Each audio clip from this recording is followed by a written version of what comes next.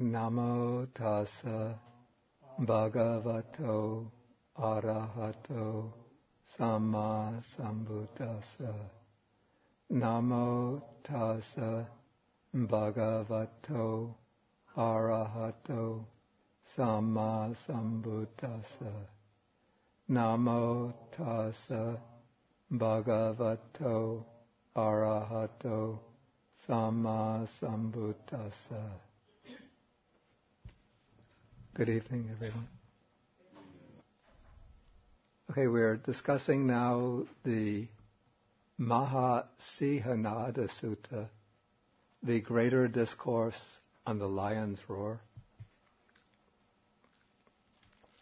And we're in this section of the sutta dealing with the 10 powers of the Tathagata. This is on page 165.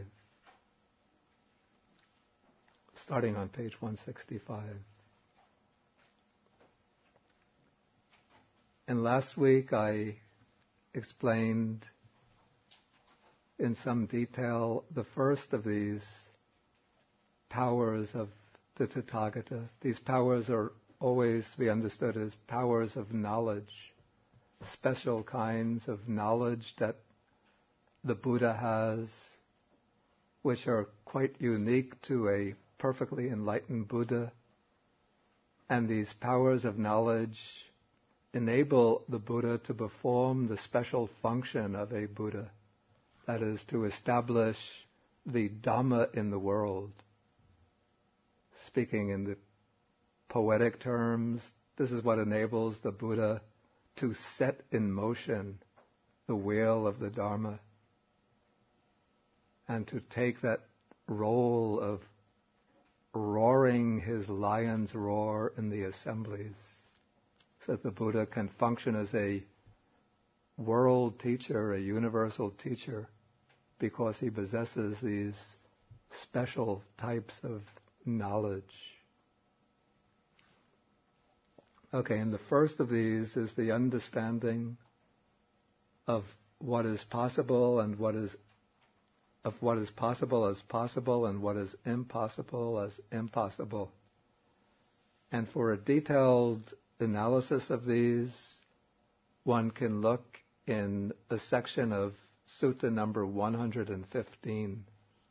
I discussed this last Thursday, not last Tuesday,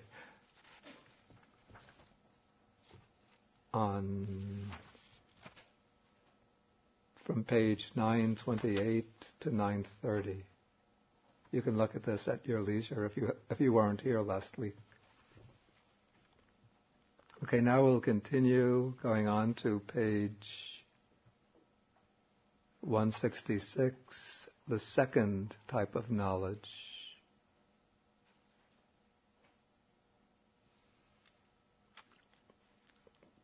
Okay, this is stated that the Tathagata understands as it actually is the results of actions undertaken, past, future, and present, with possibilities and with causes.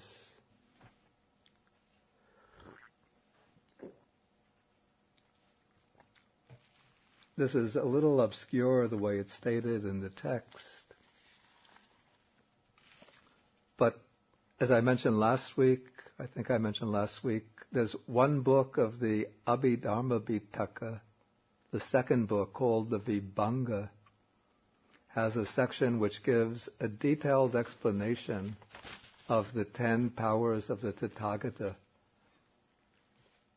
And that gives a very useful explanation of what is meant by the second power of knowledge of the Buddha. The Vibhanga, the book of analysis, explains that the Buddha understands that, okay, there are various evil or bad karmas that a person might do. And sometimes these bad karmas will ripen. They'll bring their fruits, their results. Sometimes they don't bring their results. Sometimes they don't ripen. the Buddha understands that sometimes a bad karma does not ripen because of 4 factors. There are 4 possible factors that might prevent the ripening of bad karma. What are these 4 factors? I'll write the Pali words, then I'll explain them.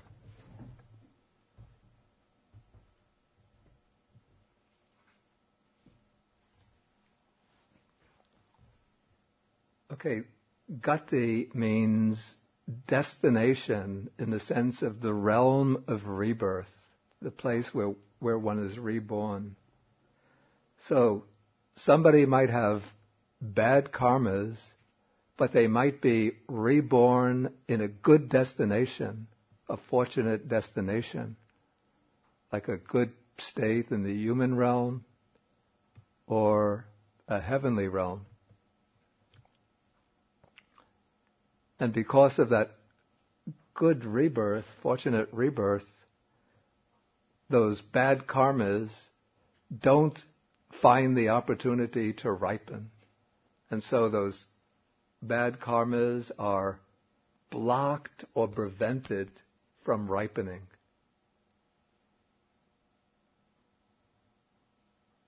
It might be the case that the bad karmas have a tendency to ripen, say, in one's next existence. That's their tendency. Their propulsive force is to ripen only in one's next existence. But if one does some powerful good karma that leads one to a good rebirth,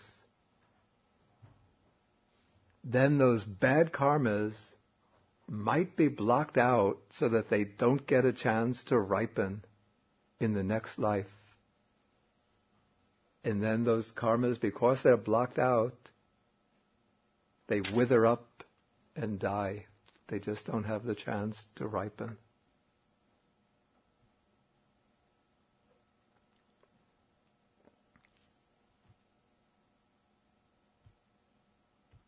Okay, another factor that might prevent the bad karma from ripening is called upadhi, which here means, it could mean a person's physical body, or it could mean their possessions or property.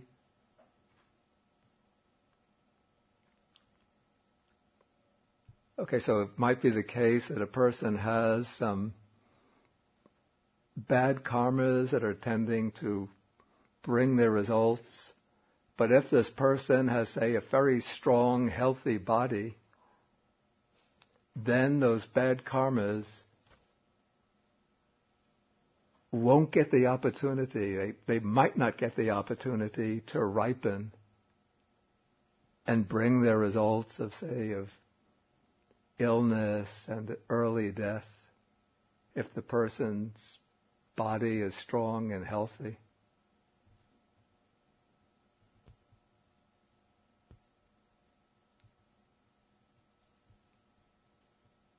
Okay, a third factor, preventive factor, is called kala, which means time.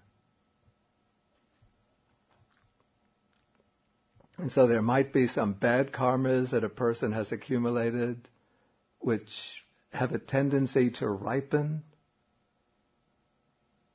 but the person might be born in a favorable time, a time of peace and prosperity, a time of righteous government.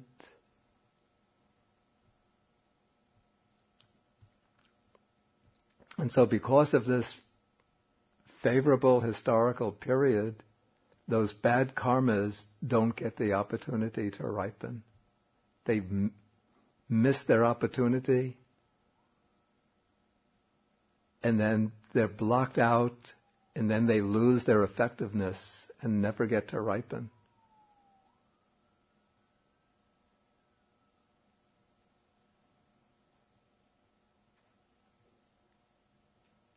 And then the fourth factor, preventive factor, is personal effort. You might not know that you have some accumulation of bad karmas, but if you conduct yourself in a way which is good and wholesome, then your behavior will prevent these bad karmas from finding the opportunity to ripen. For example, somebody might have a tendency to some bad karma which is tending to ripen in the form of a premature death through some kind of accident. But if the person is very careful when they're driving,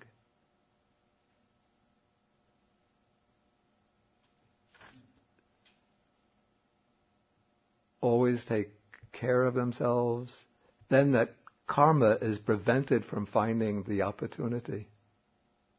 Whereas if the person is careless and goes driving after drinking, that will give the opportunity for that bad karma to find the opportunity to ripen. So the person's personal effort can determine whether the karma will ripen or be prevented from ripening.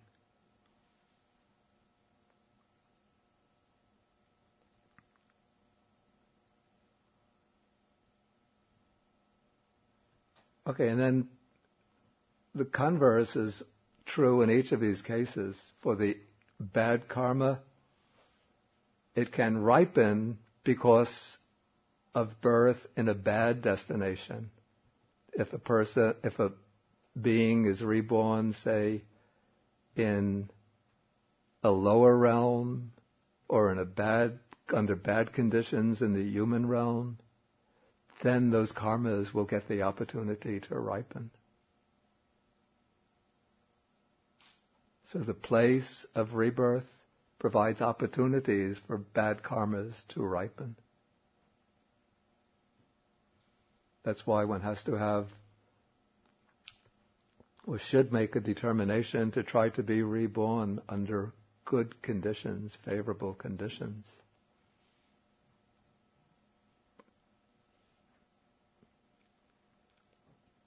Similarly, if one has an unfortunate body, that's one with chronically weak health, or one doesn't have suitable possessions, that will provide the opportunity for the bad karma to ripen.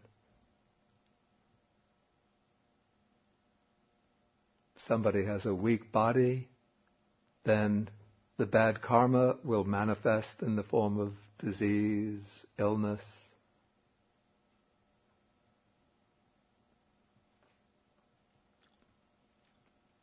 If one is born in a bad time, the time of unrighteous rulers, the time of war, conflict, that will give the opportunity for bad karma to ripen and bring bad results.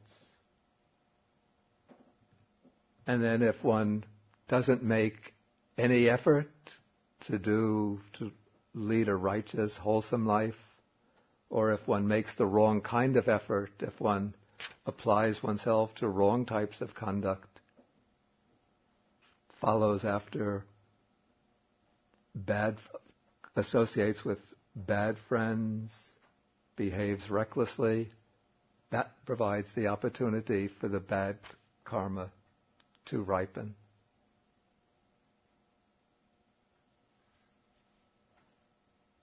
Then the same principles all apply in regard to good karma.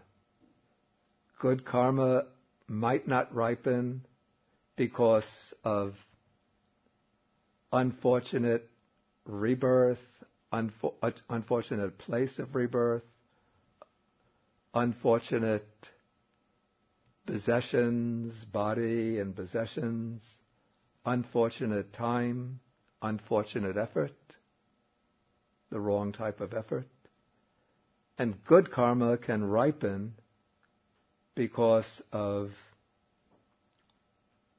a fortunate place of rebirth, because of fortunate possessions and body, because of a fortunate time, one is living in a fortunate period, and because of fortunate effort, one makes the right kind of effort.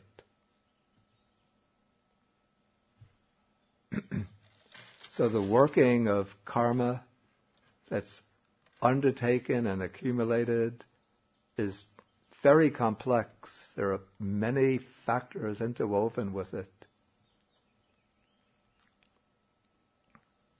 And all of this comes within the range of a Buddha's knowledge. And this is maybe one reason why the Buddha says that one should not try to figure out the workings of karma. If one tries to figure it out, then one might go mad. He says that it's inconceivable, the complexities in the working of karma.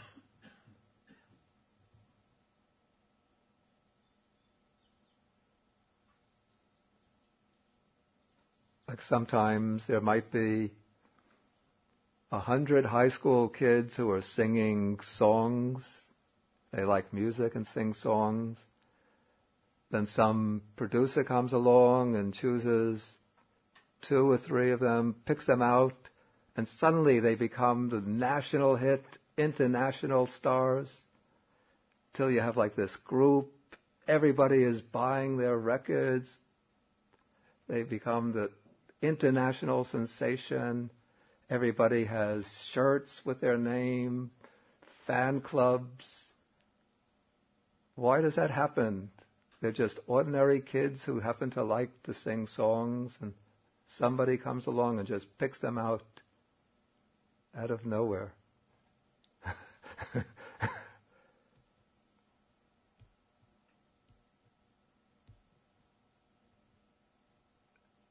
Maybe it seems like fortune, but then you find out that 3 or 4 years later they have drinking problem, drug problem. 5 years later, 1 of them, 2 of them have attempted suicide. So it's not all good fortune either.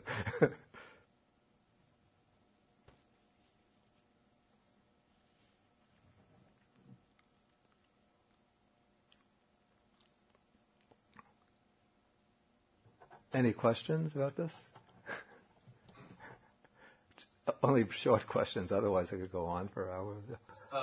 There's probably no easy answer to this question, but as I'm thinking about what you're saying, I'm wondering if, on the Buddhist view, how many events in one's life, or what percentage might be attributable to karmic impact?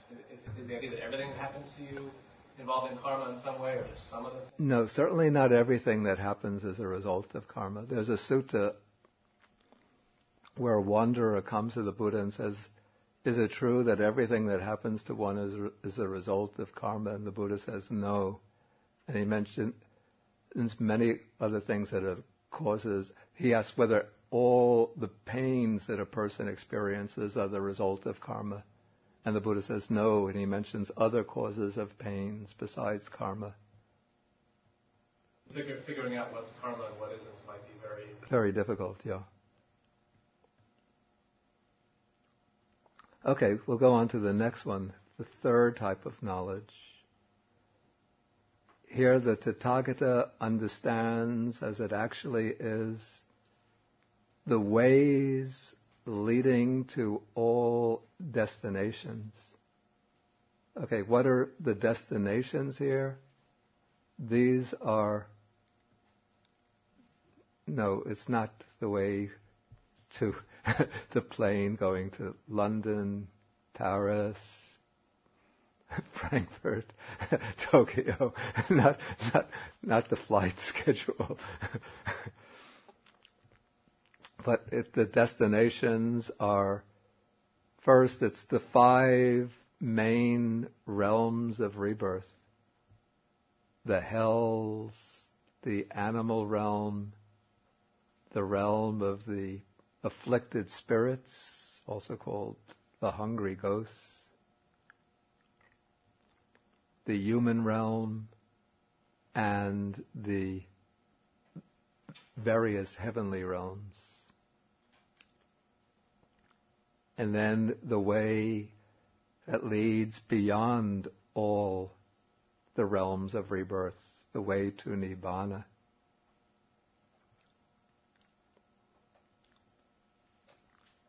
And so the Buddha understands what specific course of conduct, what way of behavior leads to all of these destinations. We will see this elaborated a little bit later in the sutta.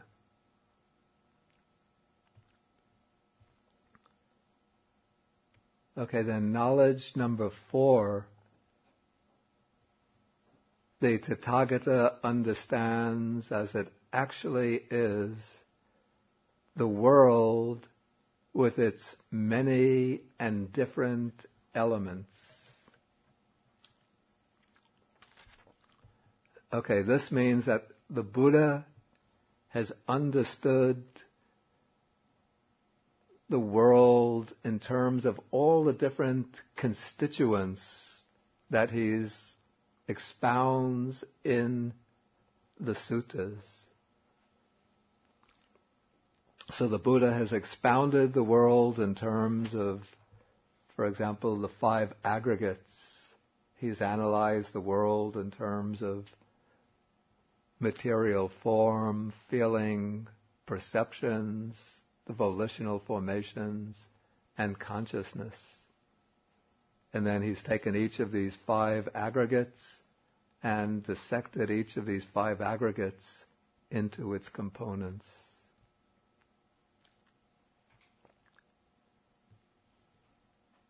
He's explained the world in terms of the 12 sense bases.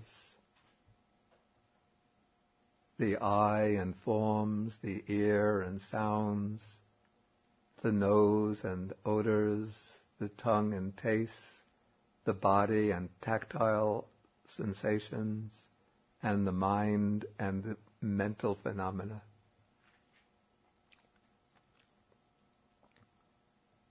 And then he's understood the world in terms of the 18 elements, that is, each of the 6 sense objects, the 6 sense faculties, and the 6 types of consciousness that correspond to each of the 6 sense faculties.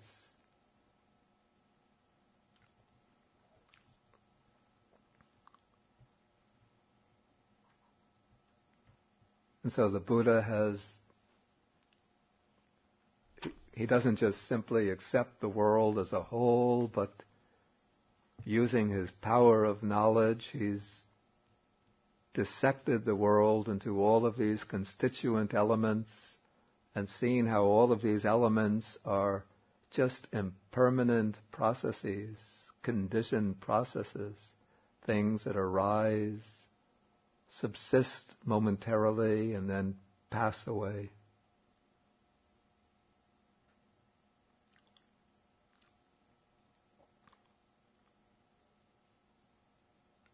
Okay, and then we come to knowledge number 5. Here the Tathagata understands, as it actually is, how beings have different inclinations. Here the word inclination, the Pali word is adimutti.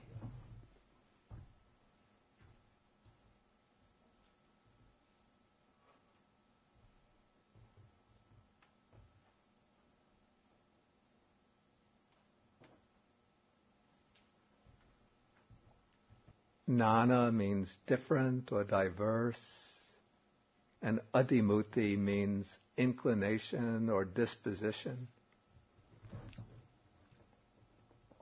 And so the Buddha can use his special faculty of knowledge to look out over the world, and then he can see how people have different interests, different inclinations.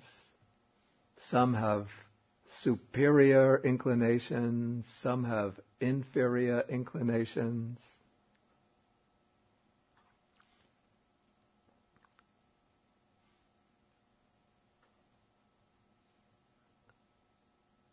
And so the Buddha can understand this diversity in the inclinations of sentient beings.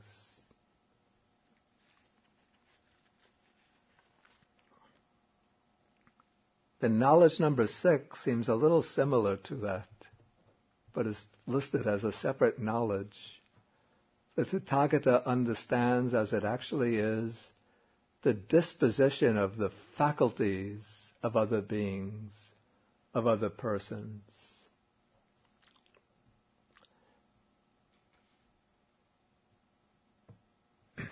Here, according to the Buddhist text, we have 5 spiritual faculties. The 5 spiritual faculties are faith, energy, mindfulness, concentration, and wisdom. And for the Buddha to be able to train the person, to guide a person, he has to be able to determine whether these faculties, first, whether they're strong, weak, or moderate. Then he has to know of a particular person which faculty is predominant in that person. Some people incline to faith. These are the devotional people who are of devotional temperament. People who are very pious, religious, emotional. Other people are more intellectual, investigative. Those are people who have panya as the dominant faculty. Other people are more energetic, vigorous, enterprising. Those are the ones who have virya, energy, as the dominant faculty. And then there are people who are naturally calm and collected, composed. Those are the people who have samadhi, concentration, as the dominant faculty. So ideally, in practicing the Buddha's path, one has to bring these faculties into balance. But people start off with one faculty or another will be stronger in different people. And so the Buddha, when he's teaching people, he's able to look deep into their minds and to know what faculty is strong in that person, what faculties are weak and have to be developed. He's able to know how to appeal to a person in order to make the Dhamma relevant to that person. He can read a person's mind and know their tendencies, their dispositions, going back many, many lives. This is how the Buddha can, when he meets, sometimes he'll meet a hostile Brahmin who is strongly opposed to the Buddha and argues with him angrily, and yet the Buddha can speak to this Brahmin and just with a few words can quiet him down and suddenly arouse some inspiration and confidence in that Brahmin, because he's able to read that Brahmin's mind and know the deep tendencies of that Brahmin, and then speak to him in a way which will awaken these hidden tendencies, these dormant seeds of, could be faith or of wisdom, lying buried in that Brahmin's mind. Or if he speaks to a farmer, he'll speak in a way that will draw the attention of that farmer. If he speaks to laborers, he'll speak in their terms. When he speaks to kings, he'll speak in their terms.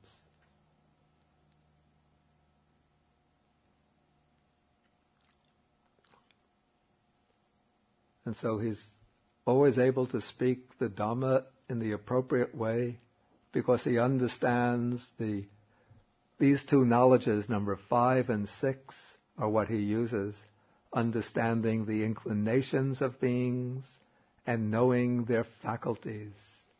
How to draw upon their faculties, and then how to, when he's teaching his disciples, how to guide them and to train them properly so that their faculties are developed in balance, and so they will reach the ultimate fruit of his teaching.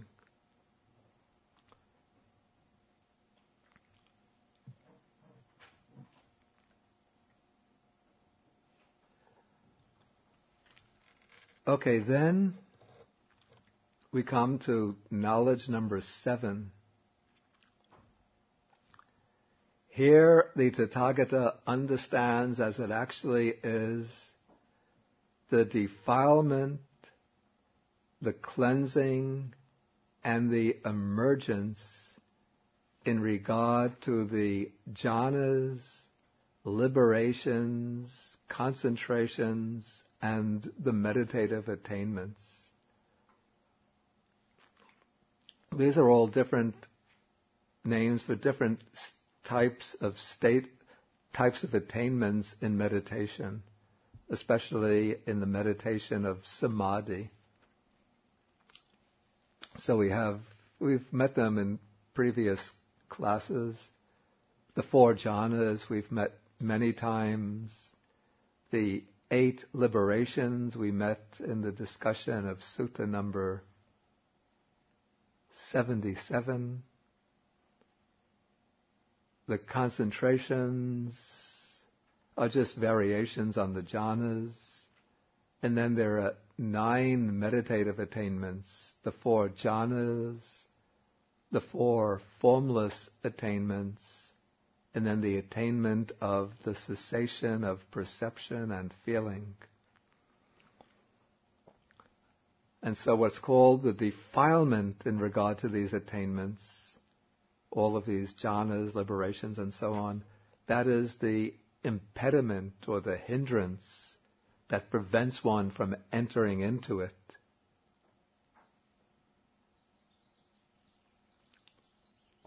The cleansing is the method for removing that defilement, how to eliminate the hindrance, the impediment, the obstruction, in order to gain the meditative attainment.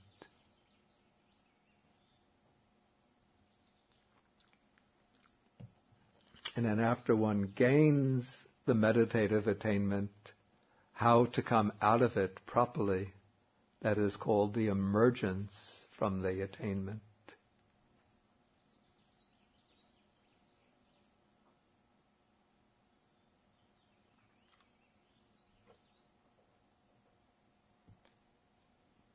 Okay, so all of this,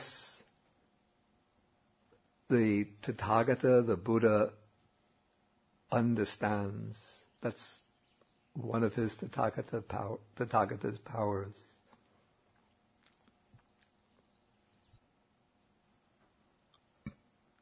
Okay, Tathagata power number 8 is the recollection of past lives. We've discussed this many times in the past. Tathagata power number 9 is the divine eye, the ability to see the passing away and rebirth of beings. This I've discussed in the past. And then Tathagata power number 10, this is the knowledge of the destruction of the defilements, the destruction of the taints.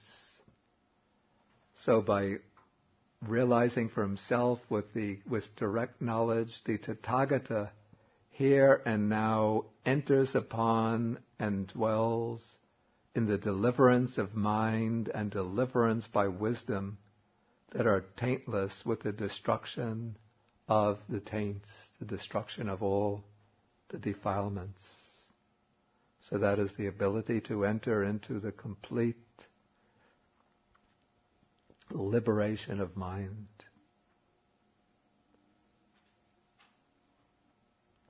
Okay, so this completes the 10 Tathagata powers, the Tathagata powers of knowledge.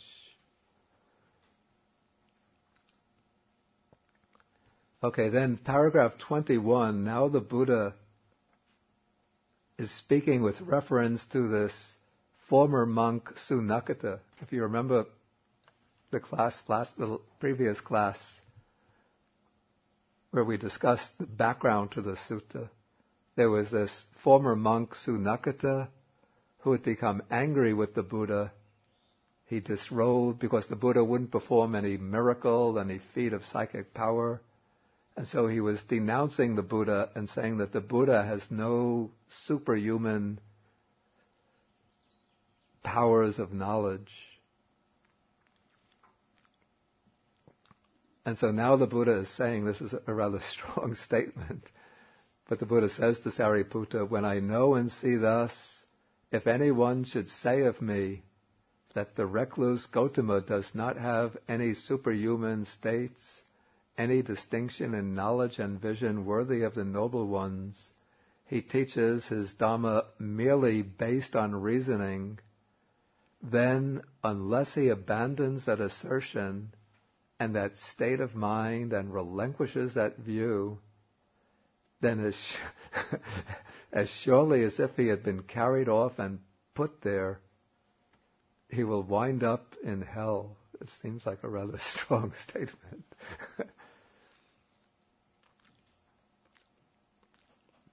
Just as a monk possessed of virtue, concentration, and wisdom would here and now enjoy final knowledge, so it will happen in this case that unless he abandons that assertion and that state of mind and relinquishes that view, then as surely as if he had been carried off and put there, he will wind up in hell.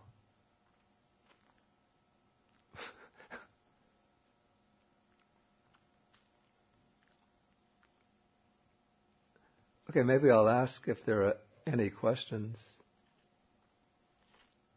Yeah, please. If spiritual facility, I have faith, energy, mindfulness, wisdom. Say it again. I had faith, energy, mindfulness, and wisdom. Those five spiritual. Okay, the one that's missing is concentration. Yeah.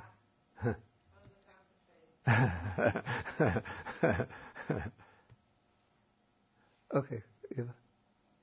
In terms of the strong language, wind up in hell topic, could you explain a bit more why? It's pretty strong, I know. I think because he's doing this, that monk is doing this with an angry mind. It's not simply that he's making the statement, but that the one who's making that statement was formerly a monk under the Buddha.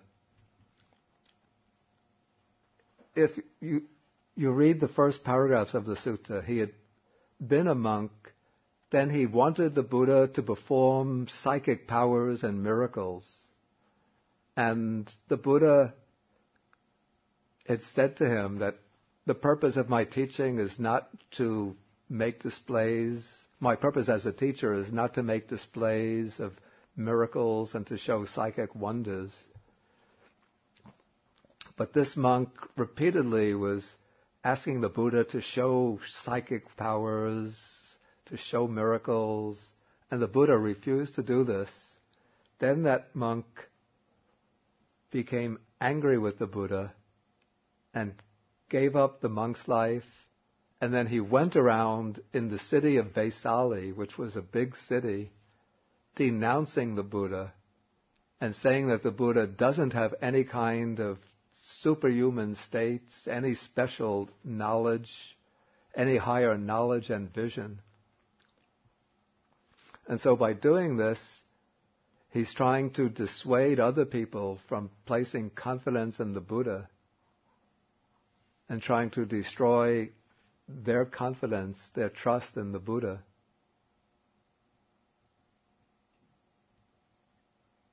But I have to say, it still seems also strong to me. An observation was going to be that it almost seems as though he would be preaching that heresy, if you want to equate it to heresy, is the ultimate bad karma. This monk. Heresy to say that Gautama does not possess these powers, that he didn't gain this through wisdom, but only through reason. Yeah, that is and that's heresy. It's a false statement, yeah. And then it would seem as though he's saying that making that type of heretic statement is instant bad karma. Real. It's a very foolish statement, yeah. Yeah, George. I wonder about karma. The statements earlier, almost as if it's a chance. There's an element of chance. But there are other, I think it's in the Dhammapada, there's no place to escape karma, the depths of the ocean or clefts and mountains, you cannot escape your karma. Okay, that's a good point. Okay, the question is that how do we reconcile the tabulation made about the different factors that might obstruct the ripening of karma according to this list that I presented, and the statement that comes in the Dhammapada that no matter where one might go, there's no way to escape the ripening of an evil deed. I think one has to understand that statement that comes in the Dhammapada as a kind of, let's say,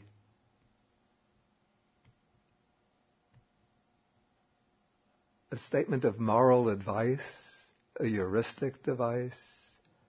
It doesn't mean that there are no conditions under which an evil deed, under which bad karma will not ripen, but this is a kind of piece of wise counsel. Don't do bad deeds, because if you do bad deeds, you won't be able to escape the results of those deeds just by running away to other countries, by trying to seek some physical refuge from them, because you always bring your bad karma with you. It remains stored up in your mind. So no matter where you go, your bad karma follows you along. It's part of your own mental makeup. And so it's always going to be seeking the opportunity to ripen. But it doesn't mean that it's necessarily going to ripen. Whether it ripens or not depends upon other conditions. And in fact, it's said that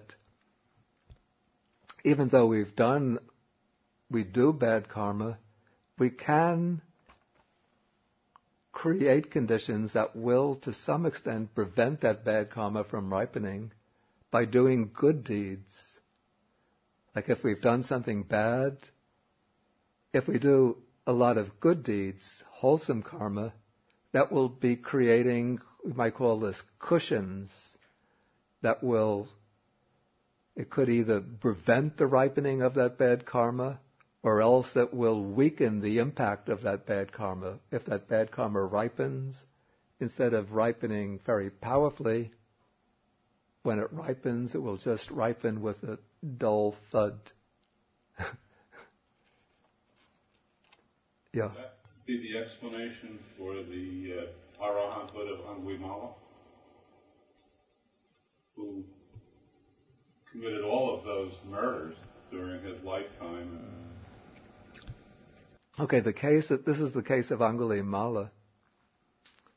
Angulimala had killed many people when he was living as a serial killer. I'm trying to think whether this happened after or before he attained arhatship. Okay, but after he became a monk, one time he went on alms round And then people recognized him, and they said, "There's Angulimala." And then the group of them, they got together, and they came after him with clubs, and they threw stones at him. And he came towards the Buddha. His robe was torn, his head was bleeding, and he was injured all over. And then the Buddha saw him coming towards him, and the Buddha said to him, "Bear it, Brahmin, bear it, Brahmin. You are suffering now the fruits of karma, which if you had not become a monk," how does it go? It's in Sutta number 86. He says, "Bear it, Brahmin, you are experiencing here and now the result of karma, because of which you might have been tortured in hell for many years, many hundreds of years, many thousands of years." Yeah, this was after he became an arhat. So this was the way that karma had ripened, just in getting that beating. Lesser than extent because of Yeah. the thing he'd done. Yeah. Sounds like this. Even though some bad karma can be blocked by these four factors, Yeah. but will they withered away, or they are lying dormant and then they will ripen in some other future existences? Okay, the question is, because of these four factors, will the karma completely wither away, or can it still ripen at some future time, in some future existence? Both cases obtain. There's some karma which has to ripen in a particular existence. That's karma which is tied to a particular existence. And so if that karma doesn't get the opportunity to ripen in that particular existence, then it is completely blocked. It never gets to ripen. There's other karma which is called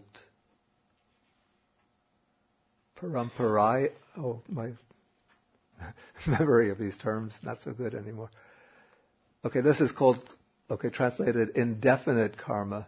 This is karma that can ripen at any time in the future. This karma remains with one indefinitely throughout one's wandering in samsara. That karma, it might be blocked tentatively by one of these factors from ripening in a particular existence, but it will remain with one, and then it can get the opportunity to ripen at some future time in another existence. Okay, George. Are these 10 powers unique to Tathagata, or with an arhat? In their totality and in their fullness, they're unique to a Buddha. Though I have to say that there's one passage that comes in Anuruddha Samyutta, in which, at the very end of the Anuruddha Samyutta, in which it's praising Anuruddha's practice of satipatthana, and it's a series of little suttas ascribing different knowledges that came to the monk Anuruddha through the practice of satipatthana, and then it mentions different kinds of the different kinds of iddhis. Then it goes on to ascribe these 10, it doesn't call them Tathagata powers of knowledge, but it mentions these specific knowledges, and it ascribes them to the monk Anuruddha. But I think as the commentary says, that he possesses them not to the same extent that a Buddha does. But I suspect that passage was added later by some reciter who was getting a little carried away and just started adding different knowledges to ascribing them to Anuruddha. Because I don't see Anuruddha possessing these types of knowledges like the knowledge of the disposition of the faculties of other beings, the knowledge of the different inclinations of other beings.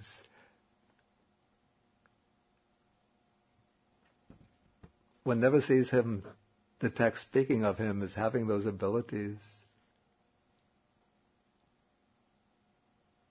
So if they are to be ascribed to anybody else, they would be in a very limited sense. But of course, the last three, the recollection of past lives, the divine eye, and of course the knowledge of the destruction of the defilements, those were possessed by many arhants.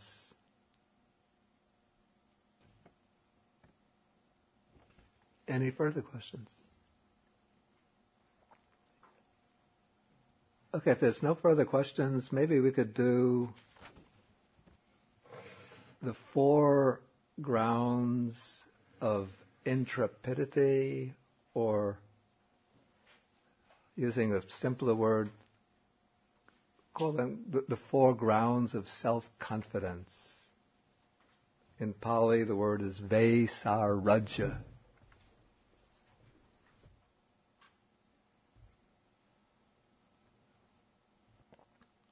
These are 4 other qualities that are said to be special to a Buddha, and that also enable him to claim that position of the leader of the herd. That's, again, it's a metaphorical expression. It's the position of the chief bull in a herd, to roar his lion's roar in assemblies and set rolling the wheel of Brahma, or the wheel of Dhamma.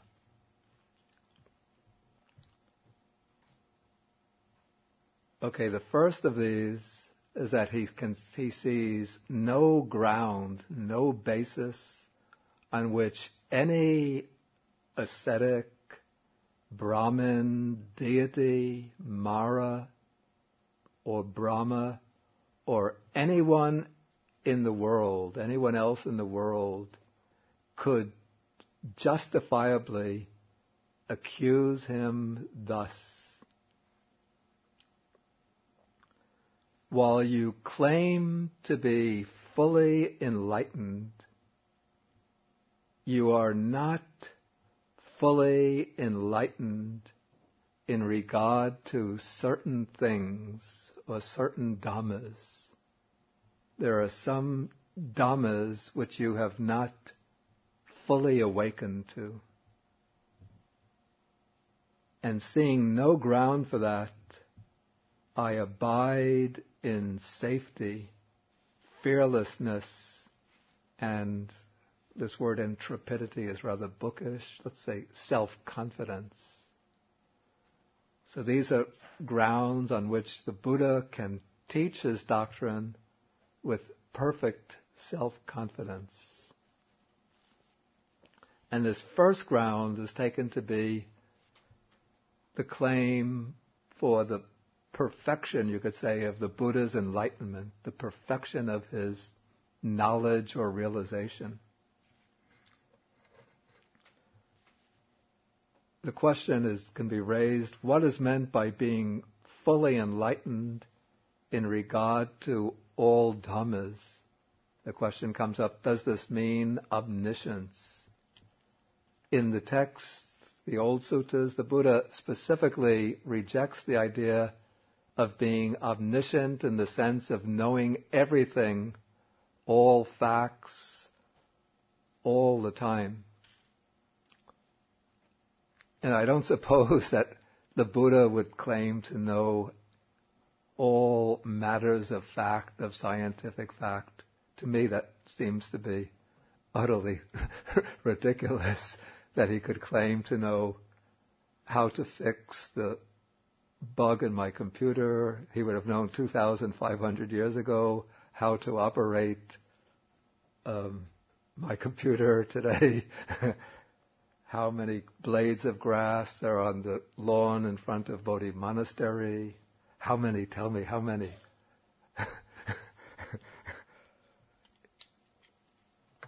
Never mind it's 2,500 years in the future. Tell me, I want to know. But what I would understand by being fully enlightened to all Dhammas would be knowing all of the principles relevant to the spiritual life, knowing what are the things that are obstructions to enlightenment and liberation, what are the things that are favorable to enlightenment and liberation.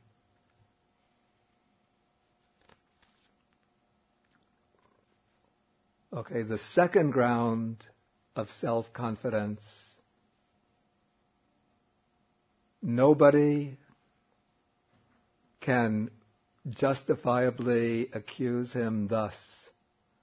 While you claim to have destroyed the taints, the defilements, the mental barriers, there are certain defilements, taints, that you have not yet destroyed.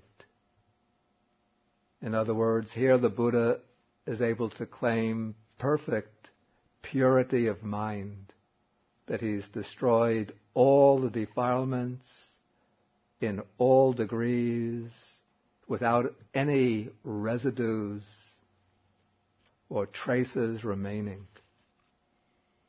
So his mind is perfectly purified of all of the asavas. These are the taints. This is the craving for sensuality, the craving for continued existence, and ignorance. But along with those three, all other defilements will be included. Okay, the third ground for self-confidence. Nobody can justly accuse him thus, that there are certain things which you have called obstacles, obstructions,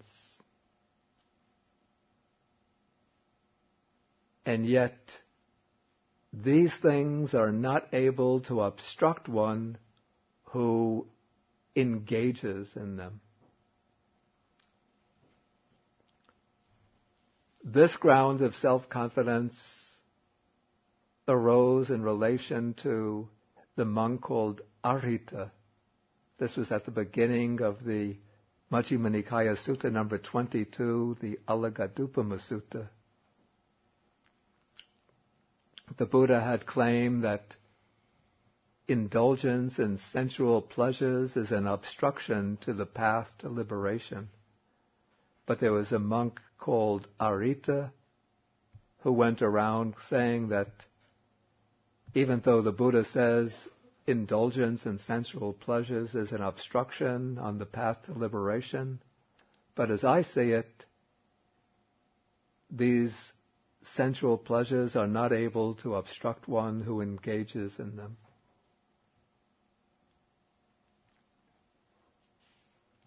And so that claim by Arhita led to the Buddha calling him up and chastising him, and then that led to the development of the whole Alagadupama Sutta. And then the fourth ground for self-confidence is the one that is relevant in this sutta. When you teach the Dhamma to someone, it does not lead him, when he practices it, to the complete destruction of suffering. So nobody can make that accusation against the Buddha, because the Dhamma that the Buddha teaches will lead one who practices it to the complete destruction of suffering.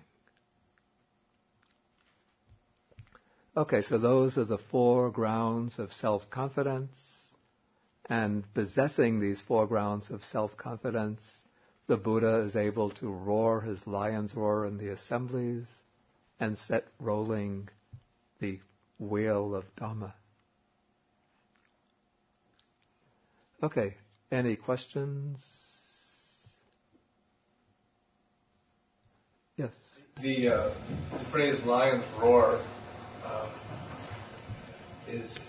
must be a reference to the content of the Dhamma, not the way it's expressed. Is that right? In other words, the lion-like power has to do with the content of the message, not the way it's expounded. Is that, or is it both? Or? How would it be? How would it relate to the way it's expounded? Certainly, the Buddha wouldn't be speaking with roar, roar, roar, not like that. Yeah, it means. Yeah, it's the I think it's the power of the exposition. Yeah, because the Buddha is compared to the lion. The lion is the king of beasts. In the animal kingdom, the lion is the chief. And so, in fact, there's a sutta that says, in this world, including its gods and its human beings, the Buddha is the chief. The foremost, yeah. The reason I ask is because when I think of the Buddha, I don't think of, a conventionally powerful, what's the right word, imposing sort of figure. But maybe that's my own misconception. I think physically he was probably quite powerful because he was from the Kshatriya clan. That was the warrior clan. And he was not really from lower India, but from the lower Himalayan foothills. I suspect it was like a mixture, partly like tribal people. So, even according to the 32 characteristics of the great man, he was probably about 6 feet tall. He's described as having broad shoulders, broad chest, long arms, so probably physically quite imposing. Any further questions? Okay, then we will end with the sharing of the merit. And we will continue. The next time will be June 5th and June 12th. We'll have the next 2 sessions. We'll finish the sutta on those 2 classes.